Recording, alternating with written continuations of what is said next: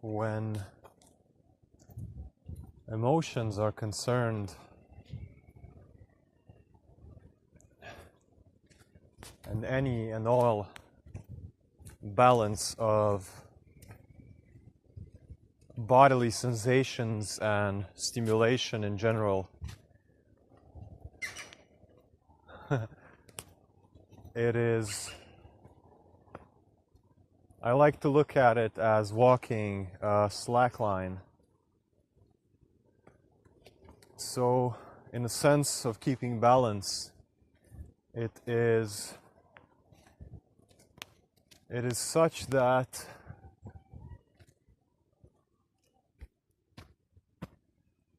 when a disturbing thing, okay, let's take it in terms of organisms. So you're an organized system that has its own equilibrium, that has its own balance, its own inner homeostasis, its own inner environment that is constantly communicating with the outside world, with other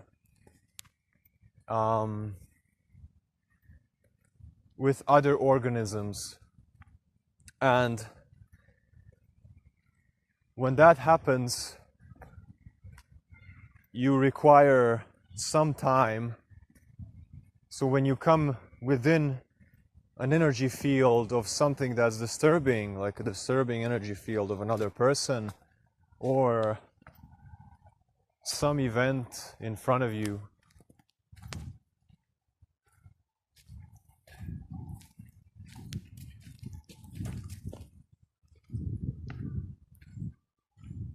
it takes time to regain that balance.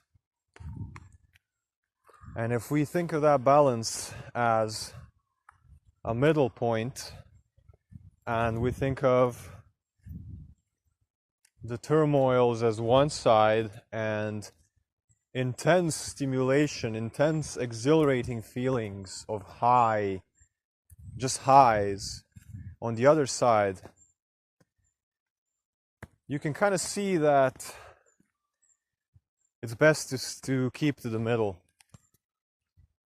But you can't walk the middle.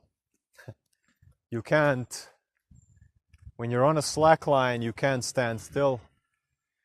You can't not move, and you can't choose to be in the middle at all times. You have to go back and forth between those two. So the situation I want to describe now is one where you maybe feel on this side you've been going through rough times. Maybe you're going through depression.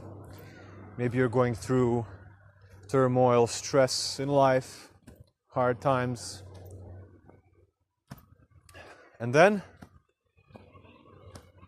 when that thing slightly stops and you maybe feel a slight switch to this side, where something like instant gratification or a drug of your choice or any stimulant that actually flips you, pendulum swings you onto the other side, just so you can feel a little bit of relief from that. And then you will begin to crave that other side and kind of become addicted to it. And then you kind of become addicted to this pendulum. And maybe you're on this side for so long that you crave any sort of like dopamine or serotonin or just some little relief. And when you get it, you kind of go all the way. And it's just the same thing. It's the same thing. So one of the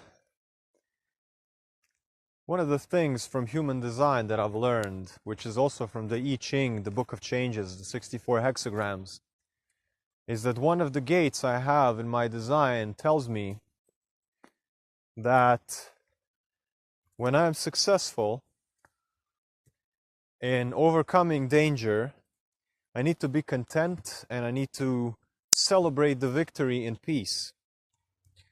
So what that taught me basically is that when I go from this side and I finally am able to be in the middle, I shouldn't celebrate with going yoo-hoo to the other side and going like off the walls with celebration, because then you just perpetuate the same pendulum. So if you feel like you're in this place of